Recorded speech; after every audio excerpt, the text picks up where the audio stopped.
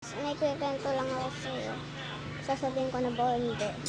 Kaya ako guys masaya dahil kala ko pupunta si Kuya Jay dito.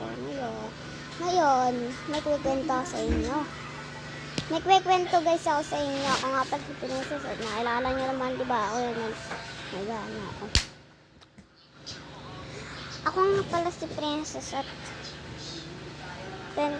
kwento ako sa inyo. May nakita kasi akong yung bibirang palamig sana, yung hindi pa naka-vlog guys, hindi pa naka-vlog. Kanina may nakita ako doon. Nakita ko 1,000. Di ko pinood kasi hindi sa akin yun.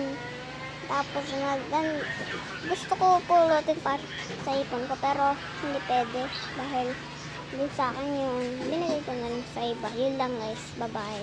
Pero guys, hintayin nyo to.